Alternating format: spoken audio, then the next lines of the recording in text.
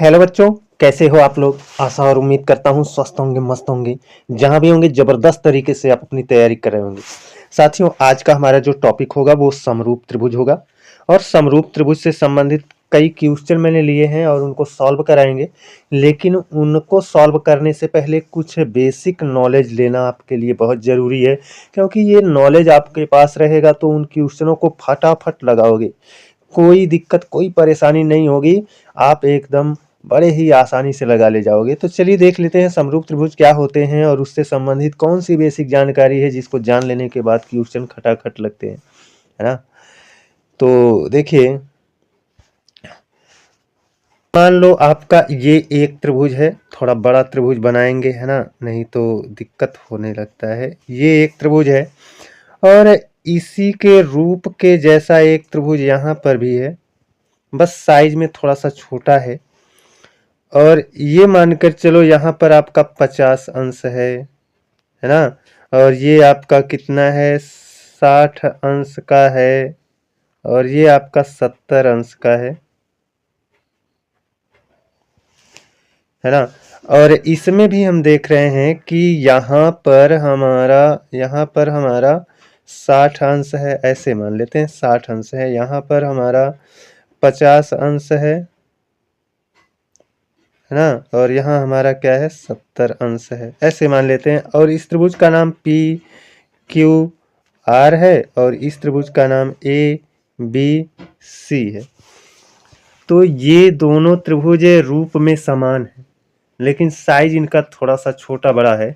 और समरूप त्रिभुज का चिन्ह इस तरह से होता है। ये दोनों त्रिभुज क्या है, समरूप है। समरूप त्रिभुज की खासियत ये होती है कि इनकी संगत भुजाओं का अनुपात आपस में बराबर होता है। संगत भुजाओं का अनुपात आपस में बराबर होता है। अब संगत भुजाएं क्या होती हैं, है ना। अब देखो, बड़का वाला त्रिभुज ये है, छोटका वाला त्रिभुज ये है ना। तो बड़के वाले त्रिभुज में 50 अंश का जहाँ कोण है और 60 अंश का जहाँ कोण है, इन दोनों को मिला मतलब 50 अंश से 60 अंश जाने वाली भुजा का नाम क्या है, पी क्यू है। और यहाँ पर 50 से 60 अंश को जाने वाली भुजा का नाम क्या है, जहाँ से 50 से 60 जाने वाली भुजा का नाम क्या है, ए सी है। तो यहाँ पर पी क्यू बटे ए सी, पी क्यू बटे कितना, ए सी, बराबर होगा किसके, कोई भी आप भुजा ले लीजिए। जैसे 60 से 70 जाने वाला और 60 से 70 जाने वाला, है ना। 60 से 70 जाने वाला क्यू आर है, 60 से 70 जाने वाला सी बी है। तो क्यू आर बटे सी बी। तो ये हो गया आपका क्या, भुजाओं के बीच रिलेशन, है ना। ऐसे ही आपका जो परिमाप होता है वह भी होता है कि दो समरूप त्रिभुज के परिमाप का अनुपात उनकी संगत भुजाओं के अनुपात के बराबर होता है। दो समरूप त्रिभुज के ऊंचाई का अनुपात उनकी संगत भुजाओं के अनुपात के बराबर होता है। तो ये फार्मूला आपका ये ऐसे ही चलता है सब में, है ना। जैसे संगत भुजाओं का अनुपात आपस में बराबर है, वैसे ही परिमाप का अनुपात, है ना, संगत भुजाओं के अनुपात के बराबर होगा। जैसे आपका ऊंचाई का अनुपात संगत भुजाओं के अनुपात के बराबर होगा। अब मेरे पास लिखने के लिए थोड़े से जगह कम पड़ते हैं, है ना। और जगह कम नहीं है, बहुत जगह है लिखने के लिए, लेकिन हाथ से लिखना पड़ता है जिसकी वजह से परेशानी होती है। लेकिन एक चीज यहाँ पर आपको बदला हुआ दिखेगा, है ना। संगत भुजाओं का जो अनुपात होगा क्षेत्रफल के अनुपात के बराबर नहीं होता है ना। संगत भुजाओं का अनुपात क्षेत्रफल के वर्गमूल के अनुपात के बराबर होता है ना। पहले वाले त्रिभुज समरूप त्रिभुज रहेगा, उसका क्षेत्रफल दूसरे वाले त्रिभुज का क्षेत्रफल, ये दूसरा वाला त्रिभुज है, ये पहला वाला, है ना। और पहले वाले त्रिभुज की कोई भुजा ले लेते हैं, है ना। मान लो पहले वाला त्रिभुज ए की ए बी भुजा ले लेते हैं, है ना। दूसरे वाले त्रिभुज का पी क्यू भुजा ले लेते हैं। तो यहाँ पर क्षेत्रफल का अनुपात संगत भुजाओं के अनुपात के बराबर नहीं होगा। इधर क्षेत्रफल का वर्गमूल निकालना पड़ेगा, तब जा करके होगा, क्योंकि क्षेत्रफल क्या होता है दोस्तों, सेंटीमीटर स्क्वायर में होता है, और ये भुजाएं किस में होंगी, सेंटीमीटर में होंगी। तो भाई स्क्वायर है तो स्क्वायर हटाने के लिए इसका वर्गमूल निकालना पड़ता है ना। तो स्क्वायर हटाने के लिए स्क्वायर रूट लगाना पड़ता है। अब देखो सेंटीमीटर सेंटीमीटर हो गया। तो संगत भुजाओं का जो अनुपात होता है क्षेत्रफल के वर्गमूल के अनुपात के बराबर होता है, लेकिन संगत भुजाओं का अनुपात ऊंचाई के अनुपात के बराबर होता है। संगत भुजाओं का अनुपात अन्य संगत भुजाओं के अनुपात के बराबर होता है। संगत भुजाओं का अनुपात त्रिभुज के समरूप त्रिभुज के परिमाप के अनुपात के बराबर होता है। तो ये सारी चीज़ें आपकी सेम चलती हैं। अब चलते हैं क्वेश्चन की ओर। क्वेश्चन के माध्यम से सारी चीज़ें आपके समझ में आ जाएंगी, है ना। देखिए, अब जो पीछे जानकारी अभी आपको मिली है उसी के आधार पर इन सभी क्वेश्चनों को हम लगाएंगे, है ना। कहा है दो समरूप त्रिभुज ABC, दो समरूप त्रिभुज ABC और PQR के परिमाप 36 और 24 हैं।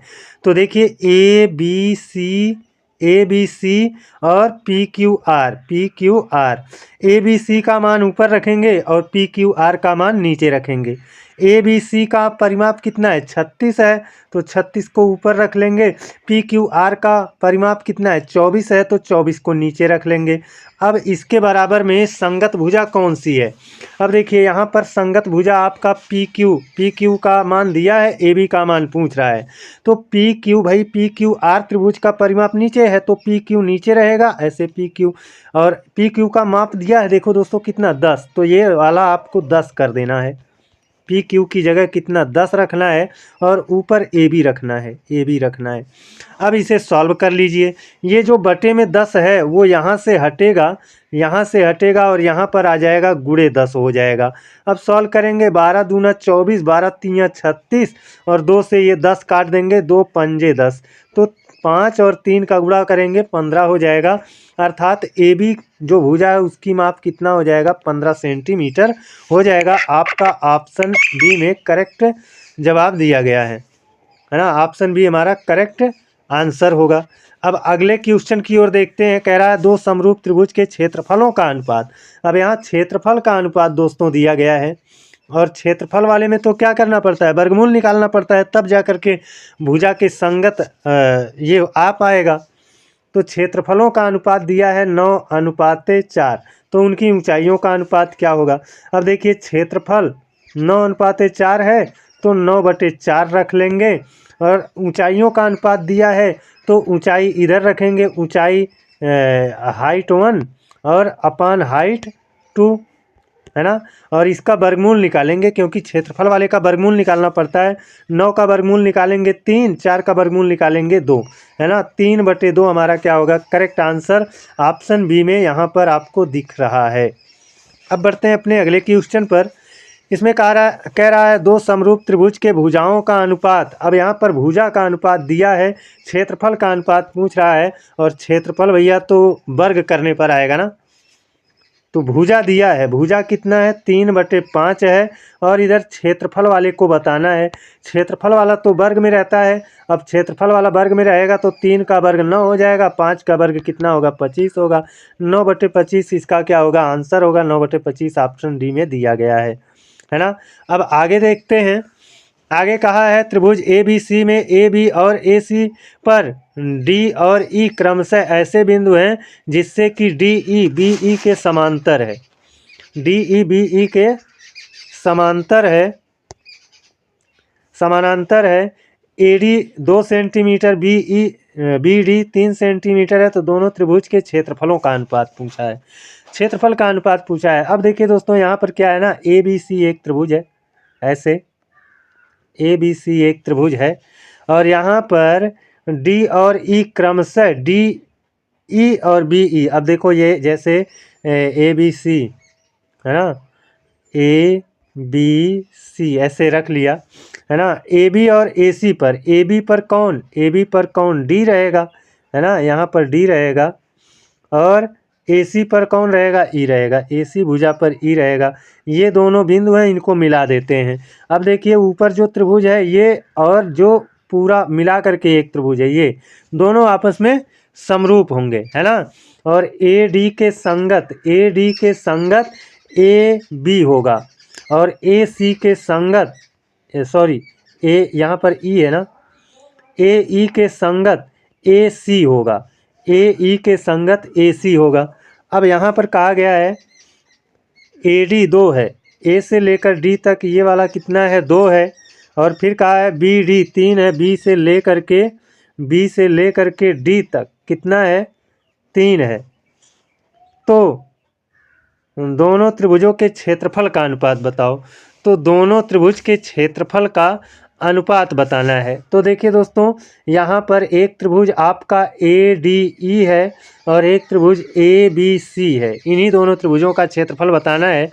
ADE के लिए भुजा AD है जिसकी माप कितना है, 2 है। और ABC के लिए एक भुजा A से लेकर B तक जो यहाँ पर 2 है और ये 3 है, 2 3 5 है ना।